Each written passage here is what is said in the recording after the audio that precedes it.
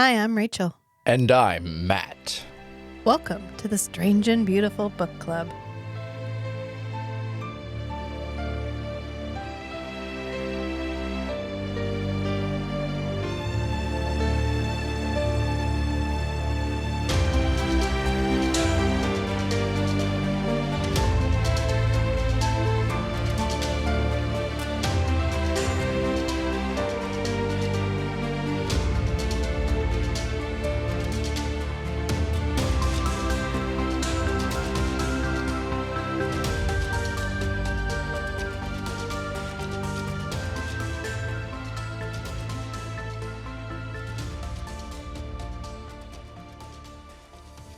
Welcome back, friends. Welcome back.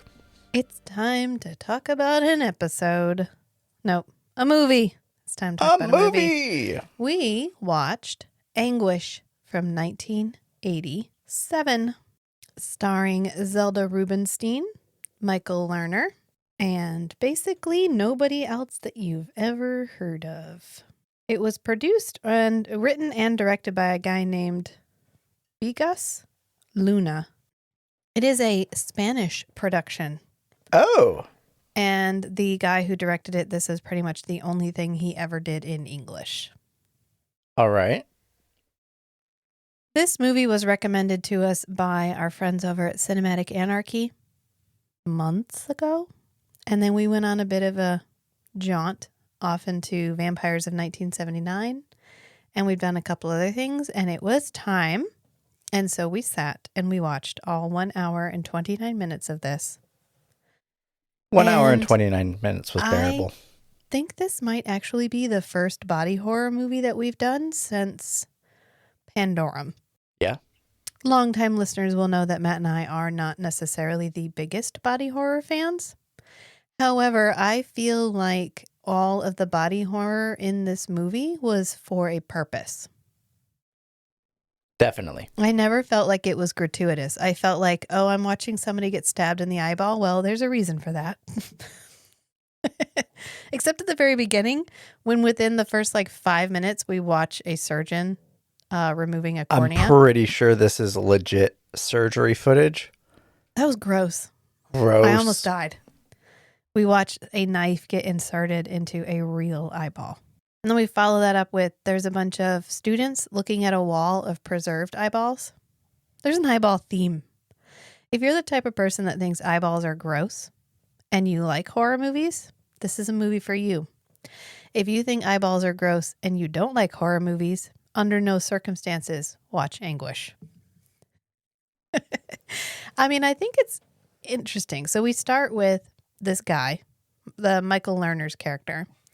And he's apparently working at an eye doctor because he ends up putting in this lady's eye contacts, and she has a panic attack when these contacts go in, which when this movie came out, these were gas permeable lenses. Right. These are not hard. These are not your soft lenses. These are, I got a map made of my eyeball shape, and then a piece of glass was made the exact shape of my eyeball. And you put them in, and it was literally putting a tiny lens in your eyeball. Yeah. And if it didn't quite fit right, it hurt. It hurts a lot. It hurt. And you had to get used to wearing them. There was a transitional period where you would wear them for a little while and take them off. And you did not sleep in these. When they popped out, they motherfucking popped out. And you know the joke, oh my God, I lost my contact lenses. They were also astronomically expensive. So this really wealthy lady is getting these contacts, and he puts them in, and she's like, they're cutting my eyeballs. They're cutting my eyeballs. I would say more entitled than wealthy. Yeah, maybe. Or does one connote the other?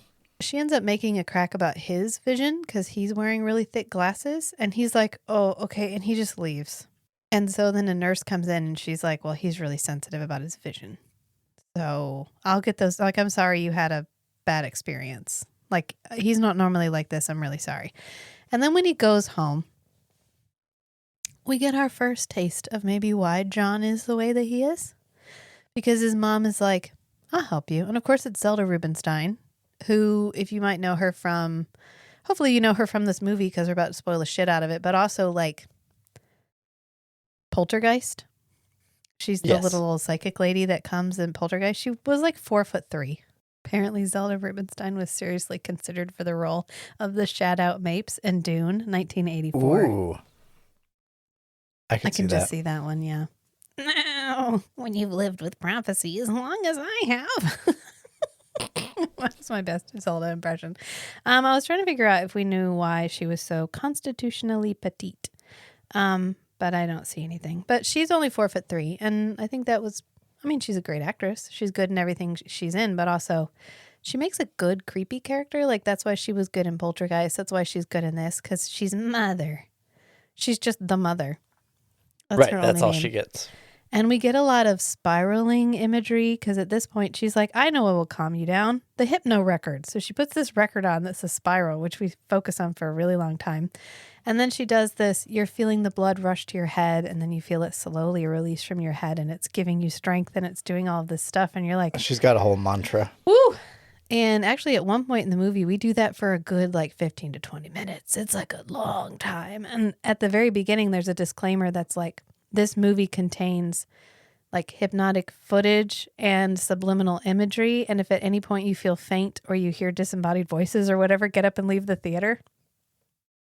Like the movie Did it that really? you watch. Yeah. Oh, Yeah. interesting. So, which is interesting because at a certain point as we're watching, it actually zooms out and we realize that not only are we watching a movie, but there is an audience watching the movie that we are watching. And now we are watching the audience watch the movie. We went Full, reverse Inception. I guess we went full zoom out Exception. here because now we're kind of going with a couple of people in the audience, but the two people really are these girls, which honestly, this is really just like a teen movie about being a terrible friend because this lady has clearly taken her best friend or her friend to this horror movie when this girl is not a horror movie person because she's like, this is gross. He's cutting people's eyes out. Oh, we zoom out when we go to the house. He shows up at that woman's house and he's like, I have your contacts. I'm sorry. I put There the was a wrong ones terrible in. mix-up.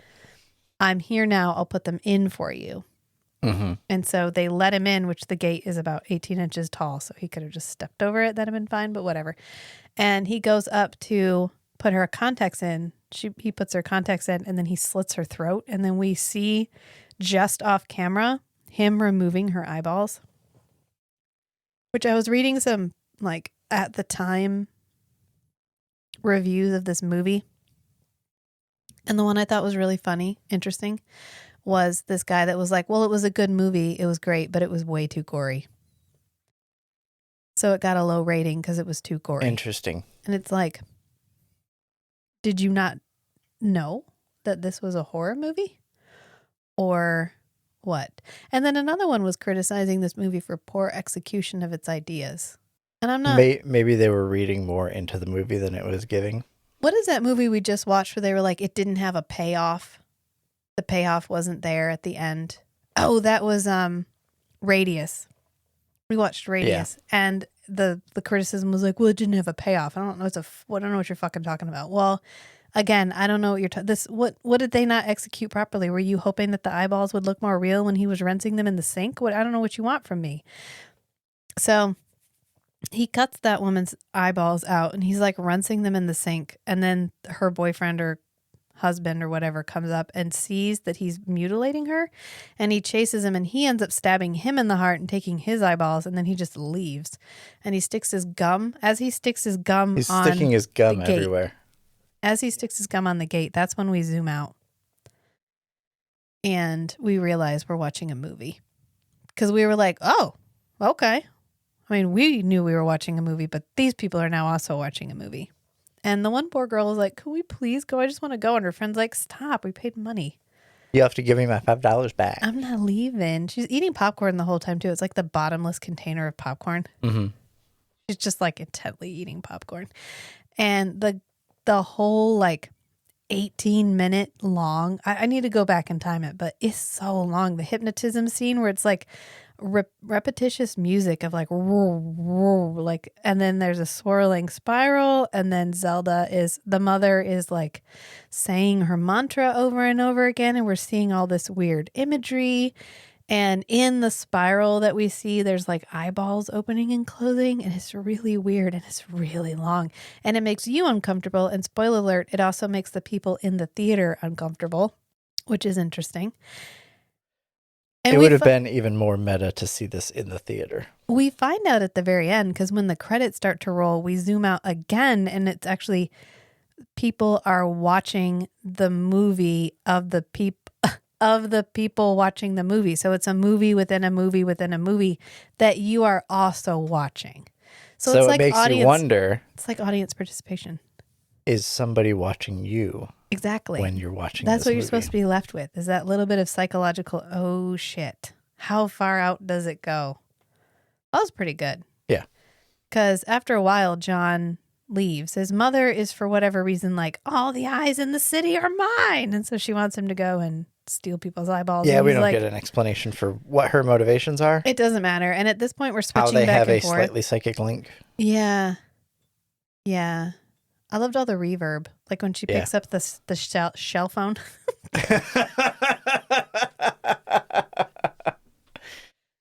And she can hear what's happening. And then a phone rings and he looks over because the phone's ringing, and she looks over and it's actually her phone that's ringing. There's a lot of really cool psychic stuff that's happening there. Mm-hmm. And then eventually he leaves. He's like, I'm leaving, mother. And so he goes to see The Lost World, like the black and white dinosaur movie. And so now he is watching a movie at a movie theater while the people in the movie theater are watching the movie of him watching the movie in the movie theater while we are watching the people in the theater watching, so on and so forth. And this is the most meta thing to come out of not Facebook. Yeah. Recently. Yeah. I mean, it's a cool idea, and it's really unique and really interesting. I've seen a lot of, oh no, the movie comes to life, but not a lot of like, who is watching who? Who watches The Watchmen? What's happening here? And he like barricades himself in this theater, and then he goes on a murder spree in the theater real quiet like that. Like he starts at the back and he kills his way forward. And he ends up killing the lady at the concession stand, and he kills the lady at the ticket booth. Well, he doesn't kill her at the ticket booth. He like swipes her from above, which is my least favorite horror death. It doesn't matter because the first layer of abstraction, the mother, which is what this movie is called, because we find out the movie theater playing the movie, it's called The Mommy. It's called The Mommy. And he like leans over. The mommy itself is the most abstract movie part. And then as it moves out to the next one, it's a little bit more real. Right. And then I guess I imagine farther out it gets realer until you get to us. Of course, we're the real ones. We're not in the simulation. And maybe. And so the guy like leans over the side of like she's in the toilet. She could just get up and leave. But he like leans over the stall and he's like slashing her from above with his tiny little needle knife. Yeah. And somehow that kills her. Retractable scalpel. Because she holds her arms up to block him, and I guess it like cuts her wrists or something. Yeah, defensive wounds. Sure, and that's enough to kill her, even though she could have just opened the door and left. But you know what? Sometimes you're not thinking in the moment, so it's perfectly fine. And I honestly didn't think that this could happen. I thought the part where people stand up and just start screaming in the movies and that you can't get them to stop was like not real until I did that. I had a moment where I completely lost my shit and I could not stop screaming and everyone was trying to calm me down. And when I got done, I was like, oh, that's real life. When did this happen? That was when you were gone on a business trip. And okay. I thought you meant this happened at a movie. No, this happened in real life. I had a sudden dramatic family emergency. So I put my little baby chickens that the kids and I were raising in this house with my mom's blind deaf dachshund, and he knocked over the bucket and killed all the baby chickens. So as the ambulance was driving away, I went in to find a like brutal murder scene of all these baby chickens and this 16-year-old blind deaf dachshund standing in the middle of it. And I just started screaming the babies and it would not stop. And y'all, it's real. It happens. And once you're in it, like I couldn't calm down and I couldn't stop screaming. It was just like, it was too much. And my nervous system was just like, well, We are checking out for a few minutes. So we're just going to let everybody know that shit's gone down and they need to come help you. And by do it, we're going to sound the alarm, okay? And we're just going to scream. And that happens, you know, in the movie once they finally realize that this guy is killing people. And it's really interesting because as time goes on, the lines between the movie they are watching and the movie they are in start to blur. Because there's a scene where like this little kid wants a snack. And so she gets up to go get more popcorn and she's walking up and she finds the dead body. But you don't realize until she finds the dead body that that is actually the mommy and not the movie we're watching. Right. Yeah.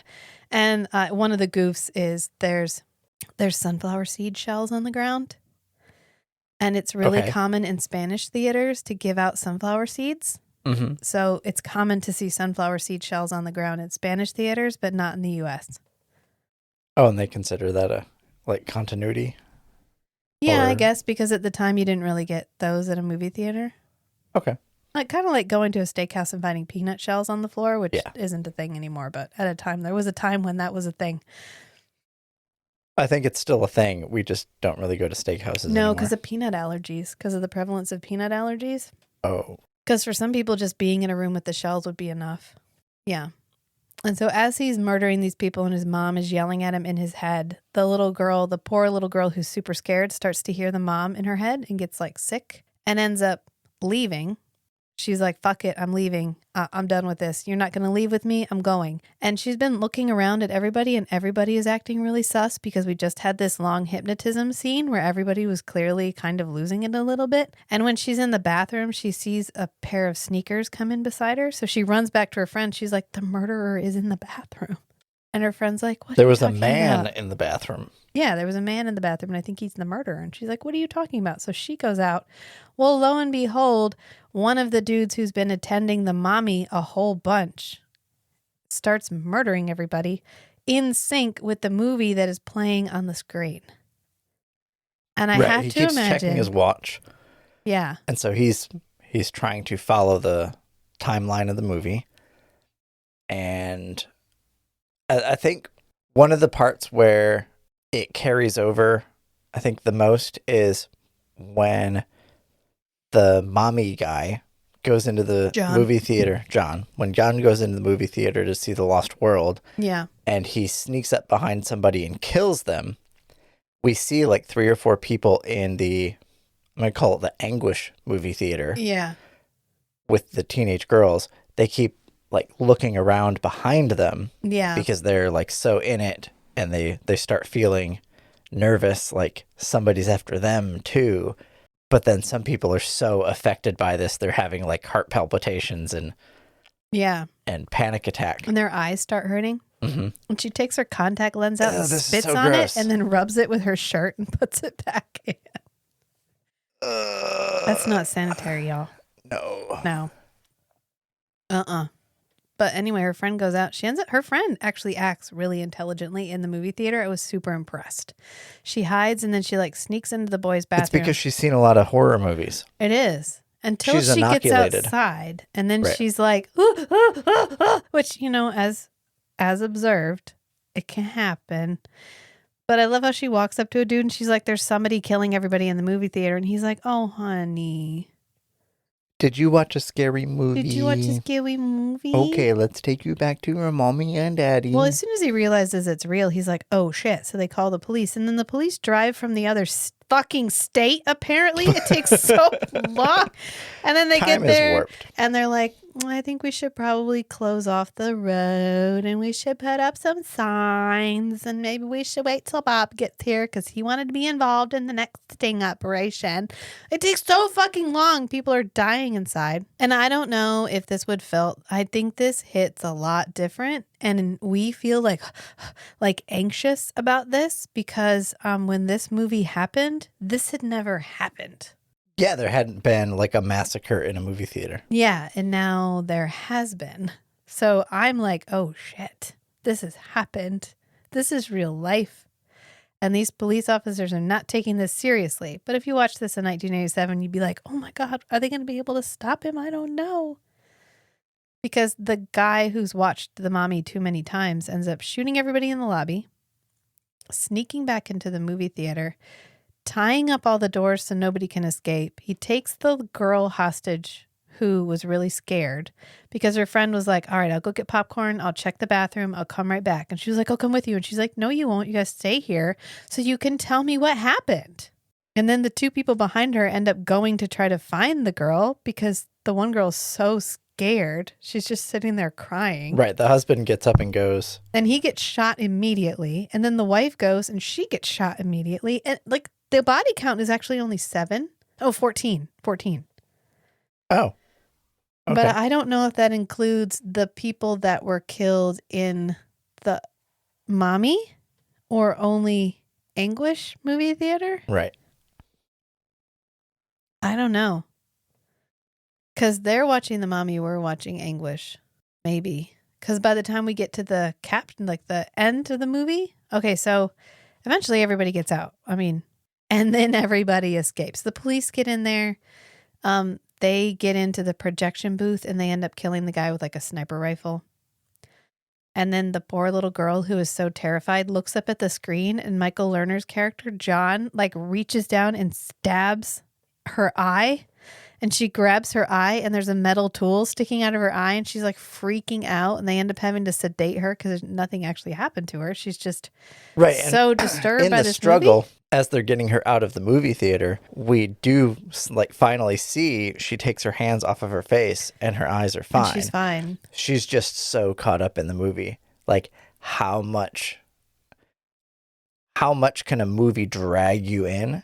Yeah. And what's the worst that could happen? Well, then she goes to the hospital and her friend is there and her friend leaves and then her friend gets her throat cut in the elevator. And then John from the movie comes in and he's like, don't worry, I'm just a figment of your imagination. And that's the end of the movie. And then the credits start rolling and then the credits are actually rolling in another movie theater. And so house lights come up and we see the credits roll and people start getting up out of the seats. Yeah. So the mommy was being watched by Anguish was being watched by yet another level of abstraction.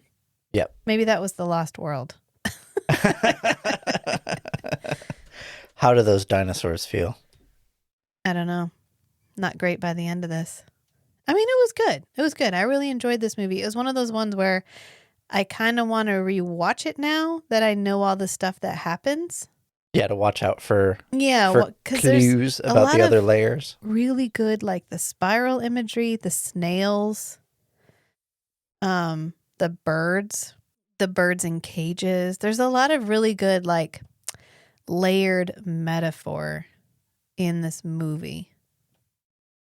Like the bird gets free and the first thing it does is trap itself. Right. And because it doesn't know any better. Yeah. And then they bring the mom to the movie theater where John is, and she ends up getting shot in all the kerfuffle. And there's a part where she's talking to him, she's like tracing his hairline, which is in a spiral, and then they have the spiral record going. And there's just a lot of really cool layered imagery in this movie. And on the surface, right, not a lot happens. Because in the mommy, all that happens is the guy kills a couple of people. Then he goes a bit rogue. He locks himself in a movie theater. He goes on a movie spree. He gets caught. I mean, he goes on a murder spree. He gets caught. Yeah. And then in the next layer of abstraction in Anguish movie theater, the guy goes on a murder spree and he gets caught. And the only real drama is like when her friend is in the bathroom and he's dragging the bodies through and she's trying to stay quiet. And so in terms of plot, that's pretty thin. I mean, we have, 2 sets, maybe 3 sets. And that's about it. We've got a poor bucket full of snails that got broken. And I'm not as concerned about, what did they release? Like 100 snails? It's not like the 10,000 rats in Nosferatu, which I'm still not over, by the way. And just, I don't know. It was just really, it made you think. And I like a movie that made you think. But if you're a horror fan who likes gore, it also gave you gore. So you got like a little bit of body horror, a little bit of psychological thriller, a little bit of just general mind fuckery. Yeah. And so I think in the end it was a good movie. Yeah, I think it was a good balance of those three elements. Yeah. It does not leave you a lot to talk about because, like, what the fuck happened? It's just an interesting concept, the movie within a movie within a movie. Like, oh, that's what I kept thinking, what does it remind me of? And it's like the never ending story for horror fans. Maybe the mommy just needed a name. Say my name. Right? They're going to make a television show, or they're in development. There's a never ending story television show in development. It'd be fine, because honestly, the movie is like the first chapter of the book. Yeah. And Bastian has a villain arc, kind of like the villain arc in Anguish, only without eyeball removal. Kind of, though, because remember, he makes a dragon so that he can save people from the dragon. And they're like, well, if you hadn't made the dragon, nobody needs saving. And the dragon burned people's homes and killed people. And he's like, yeah, but now I can show up and be the hero. They're like, but you created the dragon. You're the villain. You created the problem. You created the problem. At one point, I did want to mention this. We saw a fetus get dropped in water. And it was clearly just like a doll that got dropped in the water. And we just finished watching Dune 2, where there's a fair number of fetuses.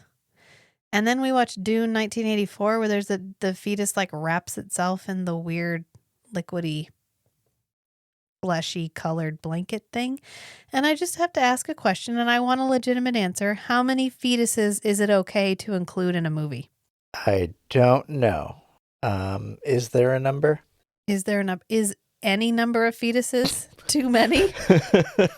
I would argue yes. Any number of fetus is too many fetus. Even in 2001: A Space Odyssey? Yeah, well, that's baby. That's space baby. It's not really a fetus. And we know my feelings on 2001: A Space Odyssey. I slam it every chance I get, except the last like 8 minutes. As soon as he's in the room and we're doing the he looks over and he's on the bed, then he's on the bed. That I like. The rest of it, no. Weird fever dream. Get the fuck out of here.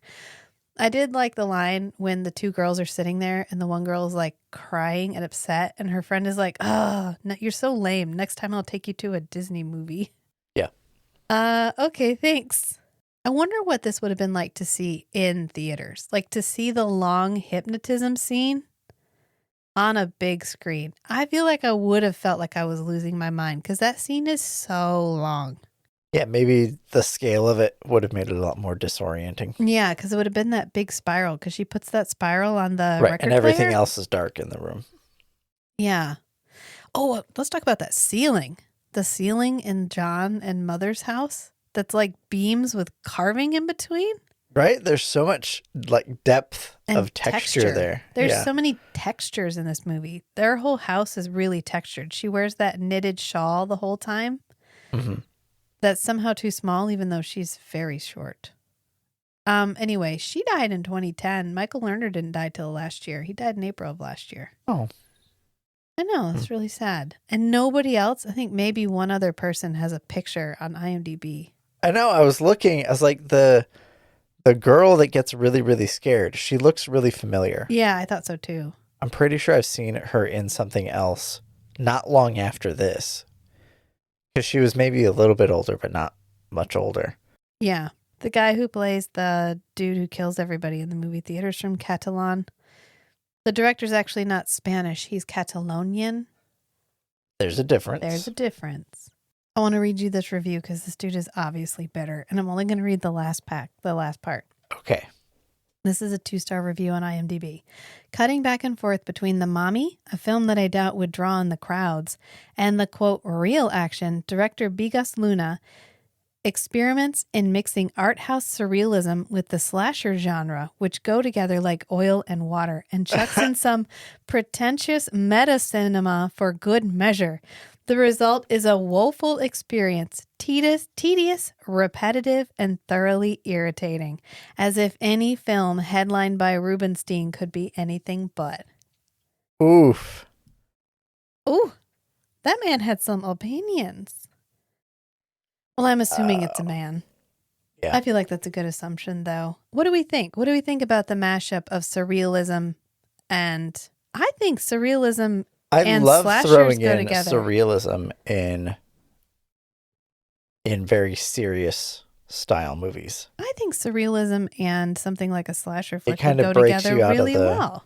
the mold, I like mean, that's what of what Mandy you is. expect. Mandy's surrealism and slasher. Yeah. That's what that is. It's straight. That's all it is because it's there. You think this movie's gory. You haven't gone gory till you've gone knife dick, and that's all I'm gonna say. Plus, it's surreal, it's weird, and it becomes more unhinged over time, just like this movie does. I think those two things go great together. I don't agree with this guy at all. I can see, you know what? Some people get real. They get their panties quite twisted around about genre Yeah. and what fits in a genre. And that's a big debate right now because people think that if authors start writing in one particular style and they have a certain set of tropes that they include in their books, that should be what they include in their books because that's what their audience expects. And if you write something different, you are deceiving your fans. And I'm No. sorry, but that is a giant pile of fucking bullshit. And that is ridiculous. When did we start to think we could dictate to people what they made? Telling an author, no, When you did that can't write that. start? I won't like it. Like you matter to the person who's writing. You know what I mean? Like you can't write for an audience. That's the problem right now is we're creating movies for audiences 18 months ago. And everybody's moved on and we don't want that anymore. And so you can't write a book for the people who read your last book because now they're not the same. Time has passed. Right. Anyway, so the moral of that story being people get real up in their feels about genre. And if it's a slasher, it should be a slasher. And if it's surrealist, it should be surrealist. And neither the twain shall meet. That sounds like someone who doesn't want to be challenged. Yeah. I was reading one about somebody called Star Wars fantasy and they were like, no, it's not. It's the epitome of sci-fi. And I want to be like, well, no. No, I would say it's more fantasy than it is sci-fi. I mean, it takes place in space, but the technology is not the focus. Right. And often for sci-fi, the technology is more of the focus, but also who gives a shit? Who gives an actual shit, whether it's fantasy or sci-fi? I mean, people use it as like signposts. Woo, yeah, I only like sci-fi. Okay, got it, good. Well, I mean, if you want to limit yourself like that, that's fine, but don't put that on me and don't put that on anybody else. Here's another 3-star review. A novel idea, but mostly disappointing and annoying. This is one of those films that starts out promising and then a quarter of the way through you realize that you've picked up something that is going to be a disappointment. And you'd be right. Oh, so they didn't like the split. No. In fact, okay, we get there. This is also one of those films that shows the audience watching the film and that in itself is a novel idea if done right, and this isn't. What started out as atmospheric and intense ends with a somewhat predictable and annoying end. Too bad, too, because the acting is actually quite good. Lots of money went into the sets and production design. Lots of work went into picking out just the right props. The film has a lot going for it, including the original story, but it isn't executed well. Why didn't you just make this a straight film? It could have been a great horror flick. I say skip this and hunt out a different horror flick. I like this movie, but I didn't like anything about it. Okay. I can go along with that. Okay. Where I'm glad I watched the movie. I know in the back of my head I'm going to be chewing on it for a bit. But when I started watching the movie, I'm like, okay, great. It's a like gory horror movie. I'm totally not interested. Yeah. And then boom, we're in a movie theater watching that movie. Now I'm interested because something has changed. And then we start getting like the interaction between the mommy and Anguish in the theater, and now we're kind of playing with something interesting. And then towards the end, I'm not really pulled along for the actual violence or anything. But Yeah. Yeah, we're never in it for the gore. We're usually in it for the story. yeah, This movie didn't have a ton of story, but I think it was fine. I mean, it didn't have a story. The story was you sitting in this weird moment where you're watching people watch a movie while you're watching a it's movie. that liminal space Yeah. of almost like a warning to yourself about getting too caught up Yeah. in the movie and what can happen from that. Yeah, it was the perfect length for one thing. An hour and 30 minutes is as long as this movie needed to be. Yeah. Any longer and it would have felt like ugh. Also, this movie was filmed on like nothing. Like they had no money. Like it's really low budget. And I think they did a great job with what they had. They had the sets they had. They had a couple of actors and then they had what they had. This is another good one. It's from 2003 actually, so this review is 20 years old.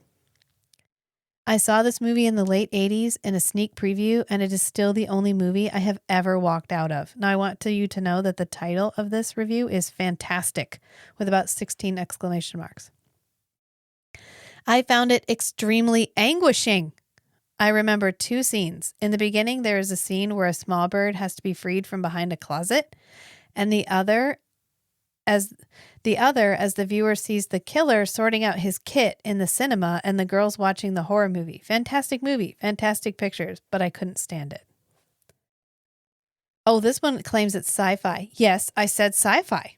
This movie takes place on multiple levels of reality, bouncing back and forth in it like a tennis match. Both levels give you a very good movie, but when the two start to blend and you see that you're crossing, or maybe there's only one reality, is when the movie moves into full mind-bending mode. I like that one. It's a sci-fi. You can tell because people are traveling.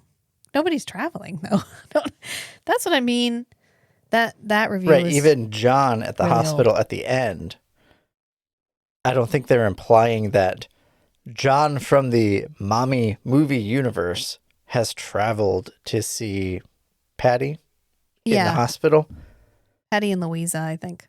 And no, like he didn't like dimension jump into her reality, but he got into her head Yeah, because whoever made the mommy made a really good like psychological manipulation film. yeah. It was good. Also, a little bit about like the dangers of filmmaking and what happens if a film goes too far. Yeah. Which is an interesting concept. It's like violent video games make people kill. What if you could make a movie where you could literally hypnotize people into becoming killers? Should you? Would you? Could you? Ooh, I wonder if this was part of MK Ultra, the like secret Oh, I defense know. program I for watched The Men Who brainwashing. Stare at Goats. Ah, yes. Doesn't that have Jeff Bridges in it? And he has an eagle feather around his neck, and it's not. It's actually a dyed turkey feather. Maybe. It also has George Clooney. George Clooney. I Yeah. think Ewan McGregor might even be in it. I remember wanting to watch it because I was like, oh, I like a lot of the people in this. And then it took me a while to get around to it. And I don't think I've ever watched it more than just the one time. But they're in MK Ultra. Yep. I don't know. This was good. This was very 80s. It felt very 80s. I feel like sometimes in the 80s, you get these really cool experimental films that also kind of look like music videos. And that's what this felt like. Yeah. I don't think I agree with any of the reviews that we read, though. Like, I can't, if I had a criticism, it's none of that. It's just that not a lot happens. And then it does slow down at the end because you want the police to get there. But I think if I watched it again, it wouldn't feel slow the second time around. You know, Mhm. sometimes when you first watch it, you're like, everything's taking forever. And then you watch it again, and you're like, oh, that didn't take a really long time. I was just anxious to see how it turned out. And I think everybody, there was no moment where I was like, oh shit, these people are making dumb decisions. I felt like everybody, it was good. It was good. Yeah, thank you for recommending it. I don't know that I would have sat and watched this ever. The tag line for this is like, I want all the eyes in the city or something. And then like the description is like, a mother uses her telepathic powers to get her son to kill. Yeah, that's all misleading. Yeah, none of them have. So if you started, but again, I don't know that the reveal has the same impact if I knew If it you're was not expecting coming. it, yeah. Yeah. I think if I just sat and watched it cold, which we did, that worked out best. Although I had seen something that was like, it's actually about people watching. Because remember, we were watching it and you were like, Yeah. what is this? And I And was like, Rachel was like, yeah, maybe I have the wrong movie because I thought from what I read, this was about two teenage girls watching a movie in a theater. And then it was like 2 minutes later and it went whoop out. in the theater. And you were like, oh, okay. Because the opening sequence where we see the eye surgery, Matt goes, oh, God. like Gross. I can handle like gory-ish stuff if I have some warning. I can handle gory things because I know they're fake. Like I can handle him But taking out the this, people's eyes. that wasn't fake. The woman getting her eyes taken out off screen was scarier than anyone that we Yes. actually saw. I really liked that we didn't go full practical effects, gory horror, cutting her eyes out of her head. We just had the edge of the camera view, like just below her ear. Yeah. And so, So you then we just saw just her saw- body moving. We as saw he her was- body moving and we saw some blood dripping down. Yeah. And that was it. And really effective. That was the best way to do it. That is exactly how you should do it. That's exactly how. That's what I like. Because the implied how bad it looks is always going to be way worse than what you show me. Right. But now for Gare Can Get It, which is another podcast we do, I have watched 2 movies with Meg where real animals are killed on screen. And let me tell you, I don't like it. I don't like it. There's one where a cow gets shot. And then they drag this cow's body around. And my friend was like, maybe it's a fake cow. And I was like, that's not a fake cow. That is a real cow. And then the one that we just watched, they kill a deer and then they like process the deer. And I was like, I don't like this. I mean, I can handle any amount of like on-screen gore because I know it's fake. Like I know those are special effects. Our daughter does the same thing. Now that's not real, right? Nope. Okay, then she can watch it. But once I know it's real, I'm like, I don't like it. So that scene where and some of the posters, that's the poster, is the eyeball with the blade in it. Ugh. And I was like, what the shit? As someone who has had eye surgery, I object. Like, I don't want to see that. That's so gross. Ugh. That's probably the grossest part in the whole movie. That and him sticking his gum on shit. And then the killer in the Anguish movie theater never gets identified. He's just the man. And he's supposed to be reciting lines from the movie, but I kind of wanted that to be more clear. I mean, it was clear in that the guy in the movie, John, had a hostage, and then the man takes Patty hostage at the same time. But he's supposed to be quoting along with the movie, and it's not real clear that he is. No, he's not quoting along with the movie. I think he's saying the words that he wants John to have said to reconcile with Mother. Oh, because John is still kind of at Rebelling. odds with Mother, yeah. And so the man keeps going like, for you, Mother, I'll do it for you, Mother. Yeah. Which even Patty is hearing Zelda's voice in her head, Yeah. the mother's voice in her head. And you're like, I think maybe one of the things you're supposed to be asking yourself is this intentional? Is it unintentional? Is the movie itself some sort of supernatural thing? Is it supernatural or is it just psychological? Or is it just psychological? And the person who made the movie was just too good at getting it set up. Yeah. Kind of like that Pokemon episode that gave a bunch of kids seizures. Yep. Yeah. Anyway, questions for the ages. Would you rewatch this movie? Probably not. I might watch it one more time just to be like, what did I miss? I almost suggested that we watch it again, maybe like sped up a little bit so we could get through it quicker before we record. We should watch. Remember when we've done a couple episodes? We did like Shaun of the Dead versus World War Z. Mm-hmm. We should do a Anguish versus Neverending Story. He was with you when you were in the swamp. What? Yeah. Because if you think about it, it's the same concept, right? Because he's reading the book and then we zoom out and we are watching Right. Bastion him. is Patty. And then the childlike empress makes a comment about in turn, there are people who were watching his adventures, which is us. Yeah. And I always thought that concept was really cool because it acknowledges all levels of viewership. And that's what this movie does. The childlike empress, the lady who plays the childlike empress, I think her name is Tammy. She's going to be in a movie. Oh, finally? Yeah. Well, she's real active on Instagram and she just completely owns I'm the childlike empress. Like I was on TV for 5 minutes at one point in your life. And it's great. Like I love, there's the actors that are like, oh God, I don't want to be remembered for that one thing that completely torpedoed my career because I was only ever in that. I love the actors that are like, hell yeah, I was in that. Like saxophone guy from The Lost Boys is Sorry, still who? making his bank as saxophone guy from The Lost Boys. Oh, yes. I've heard about him. Yeah. And yeah. I mean, get it. Go for it. I'd be like, hell yeah, I was saxophone guy. Yep. Still hot pants and suspenders. I don't think he's wearing suspenders. I think that's saxophone. just body oil. Oh, right. Yeah. He's not. No shirt, nothing. Just body oil. One of the mental images of him had some kind of strappy thing on him. Yeah. But no, you're right. No. Could be his belt. He's got a pretty prominent belt on his purple leggings. Yeah, maybe that's what I was thinking of. Yeah, this is devolved. I think we're going to leave it here. Go find this movie if you didn't watch it and you just listened to us, because even though we spoiled it, honestly, you can't experience this movie without experiencing this movie. So go watch it.